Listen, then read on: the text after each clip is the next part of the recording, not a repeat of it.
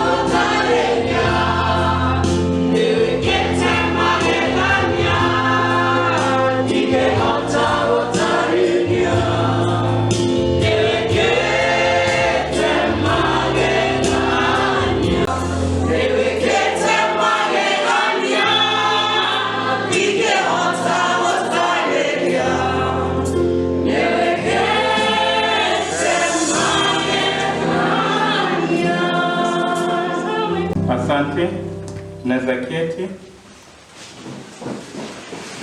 Ombe. Takatifu na Mungu wetu, asubuhi ama siku hii ya leo katika kanisa letu la Macedonia, ungetaka tuelewe ni mambo gani ambayo tunakumbana nayo wakati tumekuwa watiifu katika maisha yetu. Sisi ni kanisa jipya kwa ajili ya damu Yesu Kristo iliyomwagika msalabani, na sisi ambao tunaishi katika agano jipya, Baba, ni mambo mengi tunayokumbana nayo na mengine yanakuja kinyume na mapenzi yako, lakini tusaidie kuwa watiifu na kuenenda katika njia zako, ili furaha, amani na utulivu tuweze kupata katika maisha haya, na ni katika jina Yesu Kristo tuomba na kuamini. Josia alikuwa ni mfalme wa wana wa Israeli, na alichukua mamlaka ya kuwa mfalme akiwa mtoto mdogo, mtoto wa miaka 8, kuteuliwa na kuwa mfalme katika wakati huo. Basi ni kusema kwamba alikuwa ni mtoto mdogo. Kwa hivyo waliokuwa katika nafasi ya kumwelekeza ni wazazi wake, na kwa hivyo akateuliwa, kwa sababu mila na desturi za wakati huo ili lazimu ufalme kubadilishana kulingana na familia na mambo mengine kutendeka. Lakini nikirejelea kidogo ili uweze kuelewa juu ya ufalme, ukitazama kitabu cha Samueli wa kwanza na wa pili, utaelewa jinsi ambavyo Mungu alimpa Samueli ruhusa na kumwambia wacha wafuate njia hiyo kwa sababu wenyewe wametamani. Kwa sababu Mungu alikuwa akiwainua mahakimu, na Samueli ndiye aliyekuwa hakimu wa mwisho pamoja na kuhani na pia nabii kwa ajili ya wana wa Israeli ili kuwapa sauti ya Mungu. Lakini wakasema, Samueli, watoto wako wamekataa kupitia njia zako, na kwa hivyo hatuwataki. Sababu ilikuwa ni kawaida kwamba watoto wa Samueli wangechukua nafasi yake, na wakati mwingi hata siku za leo tunatamani watoto wetu wachukue nafasi zetu, waweze kuwa kama sisi, na hiyo ndio mzazi yote anatamani hivyo, lakini wakati mwingine haiwi hivyo.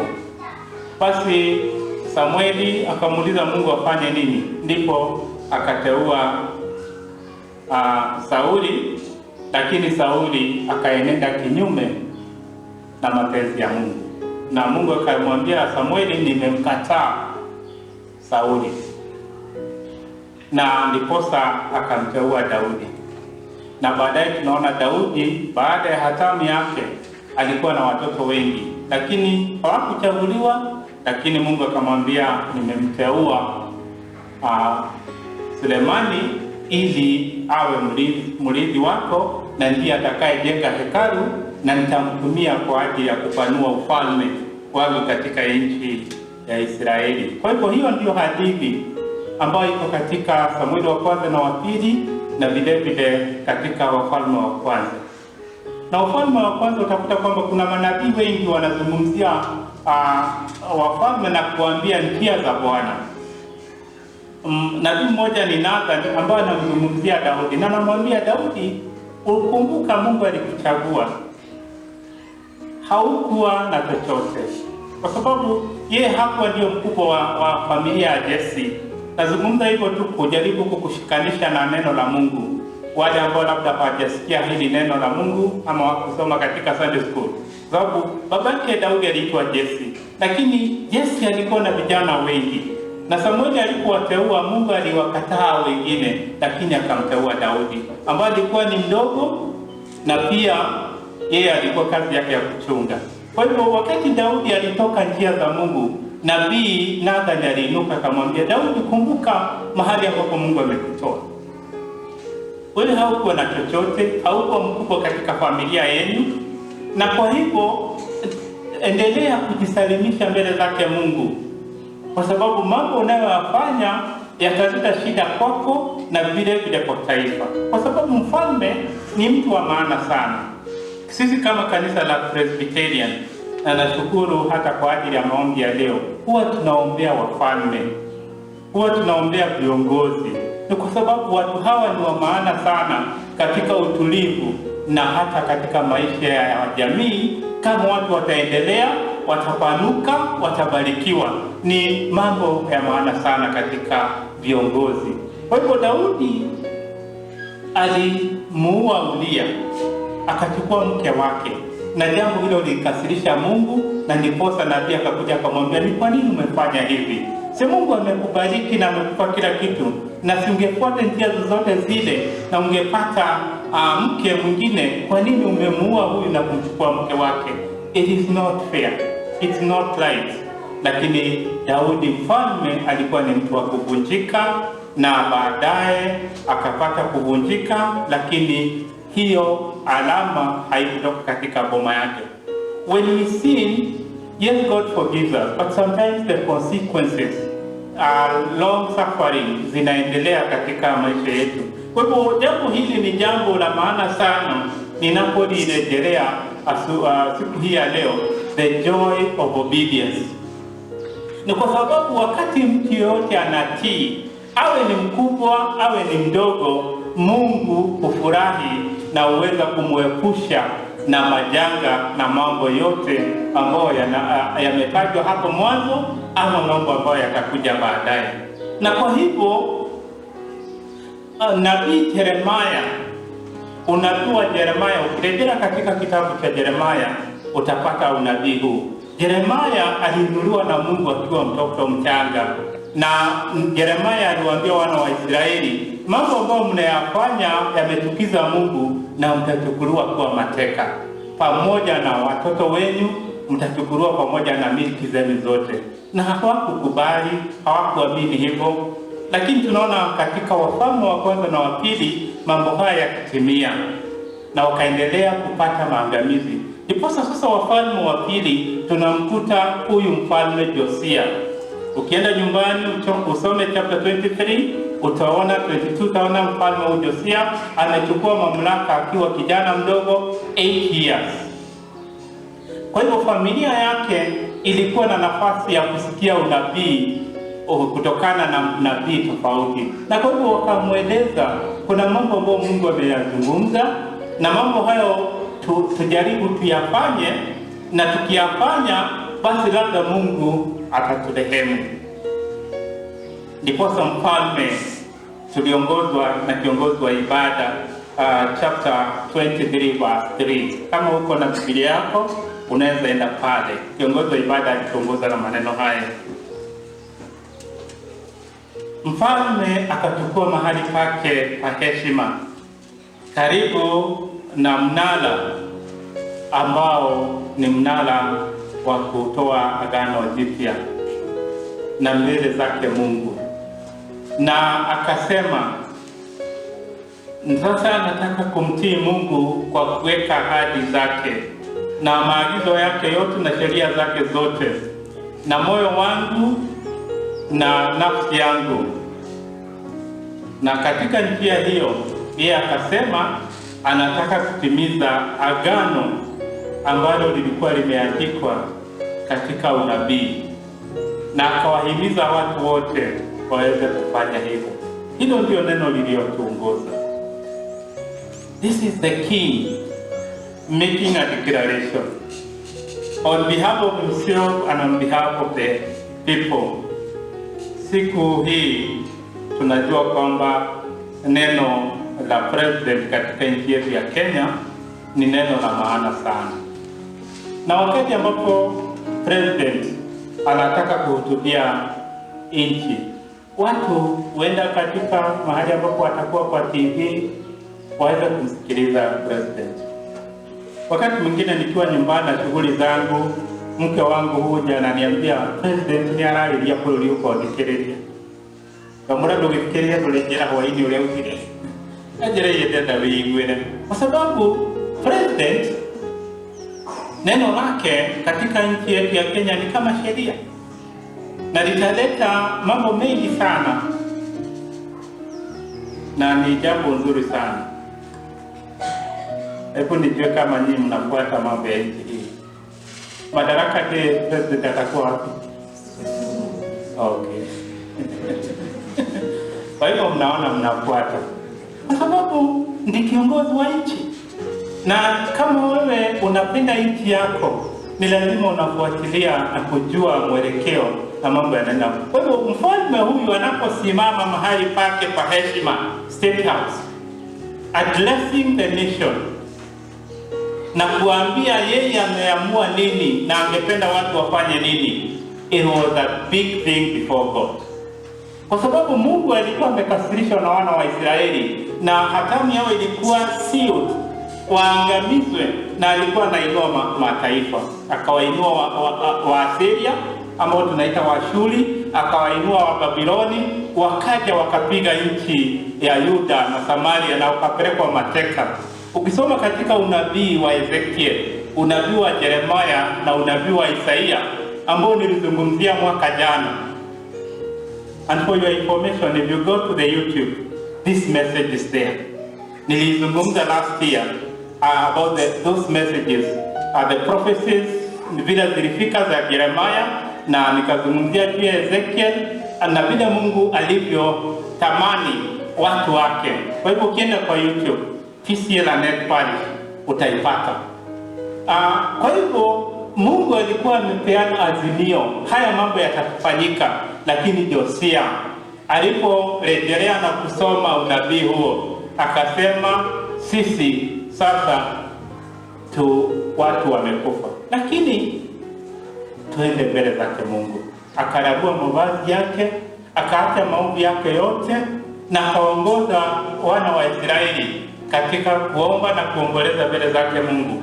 Naye Mungu akamheshimu mfalme na akakubali kwamba mfalme is very sincere na vile alivyokuwa anataka kufanya. Na kwa hivyo if you are following the Bible, ningetaka uwatazame 2 Kings chapter 22. Ahadi ya Mungu kwa mfalme, vile ambavyo Josia alifanya, Mungu alitumana. And God can send someone even to your family. Kwa sababu wewe ukiamua, because my message is the joy of obedience. Ukiamua kumtii Mungu, gainia tumanaga. Anaweza tumana hata kwako na aseme, kwa sababu ya mambo ambayo unayafanya, basi haya mambo ambayo nimeyatabiri kwa ajili ya nchi yako na familia yako nitayasimamisha. Mstari wa 20, 2 Kings 22 verse 20, akasema, I will not send the promised disaster against this city until after you have died and have been buried in peace. You will not see the disaster I'm going to bring on this place. Kwa hivyo wakachukua ujumbe huo wakaupelekea mfalme. Baada ya mfalme kutangaza hivyo na kuzungumza na watu na wakaomba, Mungu alitumana kupitia nabii wake na akamwambia shida ambazo zitakuja hazitaondoka, lakini you live fruitful life, nitakukinga, zitakuja when you are gone. And all of us require peaceful moments. All of us require to grow when we are happy, when we are peaceful, when things are working well. Kwa hivyo ni vizuri kujua kila ambacho kitakupa amani, kila kitakachokupa maisha marefu na matulivu ni kutii. Tii neno la Mungu, tii ahadi ambazo zote umeweka mbele za Mungu. Wale ambao tumeyabatiza siku ya leo, tumewauliza maswali na wamejibu. Utatii sheria ambazo zimewekwa na kanisa kuhusu maisha ya ndoa? Kanisa likikubaliana kwamba, nasikia Wamaya akisema tulikubaliana kila familia, na unasema ndio, sakramenti umeipokea na utatii imani ambayo umekiri ndio, na mambo haya, hizo ni ahadi ambazo unaziweka. Don't forget those words, kwa sababu unapozitimiza unatii, naye Mungu neno lake linatimia juu yako, na Mungu huwa anatumana. Na chochote ambacho unafanya na mikono yako inanawiri. Kwa hivyo ni vizuri kukumbuka your humble beginnings, mpaka ambapo Mungu amekutoa na mambo ambayo Mungu amefanya juu yako, na wewe vile vile mambo ambayo uliahidi. Mwathani ukikahe mwana ukiuga, Mwathani ukikahe mushi ukiuga, Mwathani ukikahe mugunda ukiuga, Mwathani ukikahe broti ukiuga, na kitu ugira na ngoro yaku na itho tiariho no Ngai ni aiguaga. Those promises, please go and revisit them and fulfill them. When you do that, you will have peace, you will have long life, and the promise of God will come to fulfillment. Kwa hivyo Josia anasema, Mungu sasa tumeacha yote na tungetaka kutii neno lako. Na hilo ni jambo la maana sana ambalo mfalme alifanya. Na kwa hivyo mfalme alifanya, hata wewe unaweza fanya. Kwa sababu Mungu huona katika siri. You can go to your bedroom and fulfill those things that you have already promised, even without broadcasting. na useme, Mungu nakumbuka hili ni jambo nilifanya na sikulitimiza. Labda uliahidia mtu, labda uliahidia mtoto wako, labda uliahidia mke wako. Go and fulfill those things. They are very, very important. Ningetaka uende katika Deuteronomy 8, chapter number 8, kwa sababu nataka kuzungumza juu ya ahadi ambayo Musa aliweka pamoja na wana wa Israeli. Ahadi ambazo ziko katika Agano la Kale, Kumbukumbu la Torati 8. Musa anaambia wana wa Israeli, kumbukeni vile ambavyo Mungu aliandamana pamoja na nyinyi katika nyika, akawafungulia barabara katika bahari ya Shamu. Yeye ni Mungu aliyewapa chakula.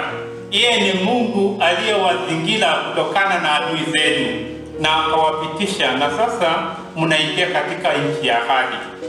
Kwa sababu Musa aliinuliwa. Kumbukeni, Musa aliinuliwa na Mungu. Alizaliwa, tunajua hali yake katika Sunday School Stories, vile alizaliwa wakati watoto vijana wote wa kiume walikuwa nauliwa, vile mamake alimchukua akamweka kwa kikapu akamficha mtoni, na vile aliokolewa. Huyu Musa sasa Mungu amemtumia na amewaongoza wana wa Israeli, na sasa wanaiona nchi ya ahadi, Kanaani. Sasa kwa sababu Musa hataingia, anawaambia sasa, hii ndio nchi ya Kanaani na tumefika umbali huu. Lakini mnapoipokea nchi hii, kumbukeni zile ahadi ambazo nimeweka pamoja na nyinyi. Ukitaka unaweza enda Exodus 20, utaona the Decalogue, 10 commandments. Lakini katika Deuteronomy 8 anawaambia, be careful to obey all the commands I am giving you today. Then you will live and multiply, and you will enter and occupy the land the Lord swore to you to give to your ancestors. Kwa hivyo ni vizuri, kwa sababu ni vizuri kutii na maneno be careful. Kwa hivyo wapendwa, ni vizuri kuwa waangalifu katika maisha yetu na kuweza kujaribu kuzunguka mambo yote ambao tunayapitia, na tujue ni nini ambacho kitaleta furaha na amani. Wakati mwingine watu wanafikiria pesa zitaleta furaha, na mtu anafanya mambo machafu ili apate pesa. Kama unaingia katika Al-Shabaab ili upate pesa, unaingia katika dini zingine upate pesa. Watu wanafanya mambo mengi wakidhania kwamba itawapa maisha mazuri, lakini hiyo yote unaambulia patupu. Lakini kitu ambacho kitakupa amani na furaha ni kumheshimu Mungu na kuheshimu sheria zake. Wale ambao mnatazama TV na katika social media, umeona kwamba kumekuwa na mgeuko mkubwa katika nchi ya India, kwa sababu wale watu wa India wamekuwa sana wakiomba sanamu. Lakini wakati ugonjwa uliingia India na ukawa na mkubwa sana, watu walijaribu kuomba zile sanamu, lakini hazikufanya nini? Hazikuwasaidia. Kwa hivyo tumeona katika social media na televisheni, zile sanamu zote wanaziweka kwa lori, wanatupa wapi? Kwa bahari. Kwa sababu watu wanahadhariwa na nyakati na mazingira, wanaabudu vitu ambazo ni za uongo, na hiyo haileti amani. Kwa hivyo unaona hata ndugu wanakosana na ndugu kwa sababu ya shamba, na unadhania itakupa amani, basi unamuua ndugu yako, unapokea ile shamba. Baadaye unajikuta mwenyewe haikuletei amani, na ni kwa sababu ni ndugu yako umemuua na umepanga.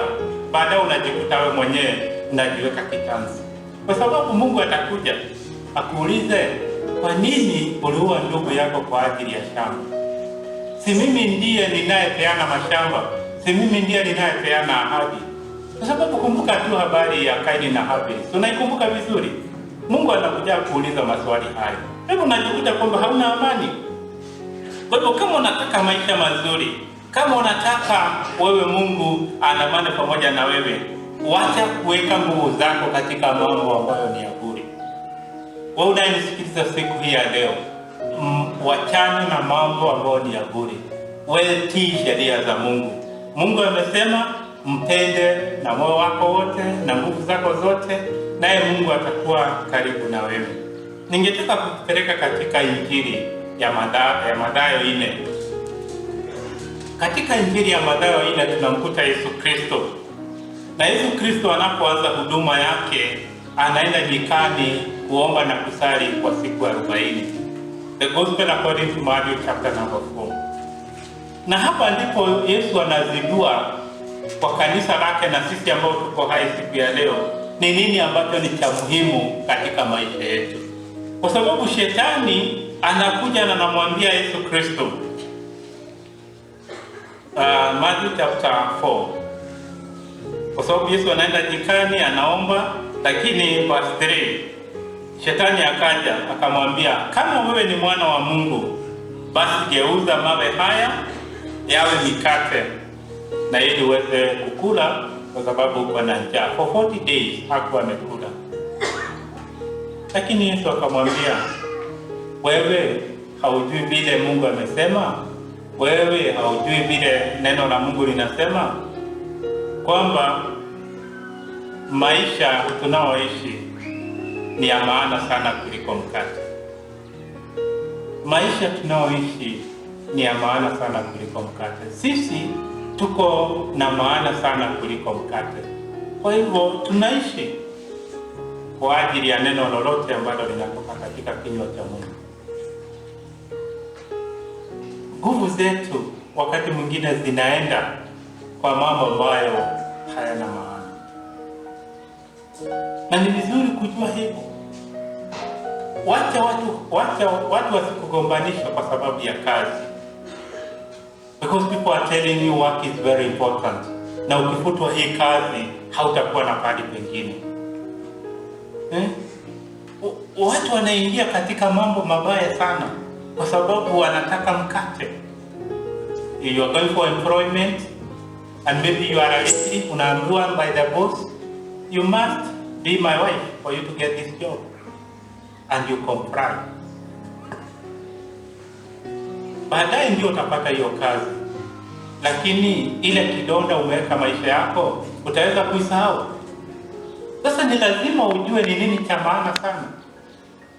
You are the boss there. Na kuna all these data schemes. Na unaambiwa you must comply or you get a transfer. And then you comply. Ndio hautakuwa transfer. But will you be able to forget what you have done? Kwa hivyo unajikuta kwamba mambo haya tunayachukulia na tunadhania ni amana. Yesu anasema sio tu mkate unaweza kutufanya tuishi, but the every word that comes from God. Na ni kwa nini? Kwa sababu anawakumbusha the children of Israel, anataka kukumbusha they were in the wilderness for 40 years. Ngosha wiki ya kile hata ikiasaru namba 13. The parable of the sower. Na Yesu Kristo ndiye anayezungumzia jambo hilo, kwa sababu nataka kuonyesha vile nguvu ya Mungu iko katika maisha yetu. Na anasema kwamba mpanzi wa mbegu alienda, chapter number 13 verses 1 to 9. Na alipoenda kupanda mbegu na akazirusha. Hata sasa tumepanda kwa mashamba yetu, tumepanda mahindi, tumepanda mambo hayo yote, na akarusha. Lakini aliporusha, zingine zikaanguka kwa miba, zingine zikaanguka kwa mawe, zingine zikachukuliwa na ndege wa angani. Na hizo mbegu zote ni mpanzi alikuwa anazirusha. Lakini zingine zikaanguka katika mchanga ulio na rutuba, na zikazaa 100 kwa 100, 60 kwa 60, 30 kwa 30. Na Yesu anasema yeyote ambaye anataka kusikia na alisikie neno la nani? La Mungu, ili aweze kuelewa. It is not our effort. Sio vile ambavyo tunajitahidi sana, lakini neema ya Mungu ikiwa juu ya maisha yako, Mungu ndiye ataionyosha mambo haya yote, na wakati mwingine hata wewe mwenyewe utashangaa. Madhani ya hosho niba makare kaji yako, makari legi yako, ikara kaji yako. Wewe kama makare kuradhi yatia. Tono niyo marali yako, naone ile kaji yako. Maybe it is a saying that people say, but it has a lot of hidden things. Kwamba when God's favor is upon you, it is not what you do, but Mungu amelazimia mambo haya kwa namna hiyo. Kwa sababu ukiendelea kusoma utaona kwamba vile Mungu huwa anajali mambo hayo. It is God who is in charge, who is in control. Hata sasa hivi tulikuwa tumepanda mimea yetu. Kwa sababu sisi pia ni wakulima na mke wangu. Na aliniambia jana alishinda akiomba, huyu mwadhani tulekea break yake. Yule ningeva pasushiki yake. Ni nani ana nguvu? Si ni Mungu. Na tena uragia kula unagutari matu. Finances is going not to be an issue. No. Mungu anajua siri zake. Anajua ni nani atawainua kwa sababu ya kusudi fulani. Lakini wewe kuwa tu mwaminifu, tii neno lake. Yeye akitaka kuleta 100 kwa 100 atafanya nini? Ataleta. Wewe tu kuwa mwaminifu. Be obedient. Just do what you are supposed to do. And everything else, God is going to do it. I want to conclude by the words of Paul in Philippians 4. Nataka kumalizia na maneno ya Paulo. Paulo anasema katika chapter 4 verses 4 to 9. Kwa sababu ni maneno ya maana sana ambao anasema verse 5 inasema hivi, let everyone say that you are considerate in all that you do. Kila mmoja wetu otali uraria menyera shigo yule katia oraga otali rekodo menyera ule katia. Be considerate. Kama ni mzazi na mtoto, be considerate. Tekeshia na shione dole na mapendeleo na shiana yeki ukamumena. Todo wa mumena ni kuraga yake ona ni ukuraga. Kana mutiro ni ryo gogekeka. Mona kugaterere ni korago de mumena dinu wa mushoreko. It's your own child. Paul is saying be considerate. Kuwa mwangalifu. Chunga sana. Hali oragerera. Karaini kalora katia. Oragerera. Karole vega. Chigo shiaku maudumalioleka. Yale ambayo unayasema yafikirie sana. Kwa sababu mambo hayo yatakufanya uwe na amani.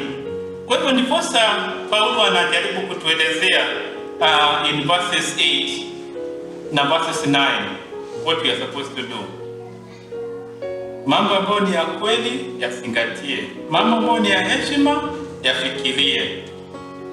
Mambo ambayo yanaleta furaha yazingatie. Mambo ambayo ni matakatifu yafikirie sana. Mambo ambayo yanaonekana ni mazuri yafanye hayo. Na ukifanya mambo hayo, basi Mungu atakuwa rafiki yako. Kwa hivyo wapendwa, nashukuru Bwana ni kwa sababu ya ujumbe huu. Na wewe ambaye unanisikiliza siku hii ya leo, ningetaka tu kukuachia maneno haya. Na ningetaka uambie jirani yako, be considerate. Nataka kumalizia ujumbe huu na kuambia be considerate. Onokoro ni muthuri na mutumia, be tondu mundu agikondu uria uri wa manundu mwega, onocio kiniekaga atia ni amenyaga. Neno lako ni kuu kama wewe Mungu. Wakati mfalme Josia alisikia ujumbe wako, alishuka kutoka ikulu, akashuka kutoka ukubwa wake wote, akakupa heshima. Mungu ukatumana ukasema kwamba katika uhai wake utamuondolea majanga yote na utambariki na atapumzika katika maisha matulivu. Kila mmoja wetu anatamani maisha matulivu katika dunia hii. Lakini kuna mambo na mitego mingi ambayo imewekwa na shetani. Kama ambavyo shetani anaweka mitego, alimwekea Yesu Kristo kwa ajili ya njaa, akamwekea kwa ajili ya ukubwa, akamwekea kwa ajili ya utajiri.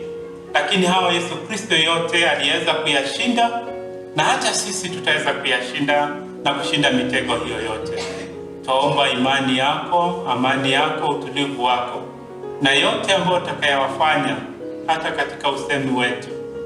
Baba, twaomba utupe unyenyekevu wa moyo na kuyatenda katika ukamilifu wa neno lako.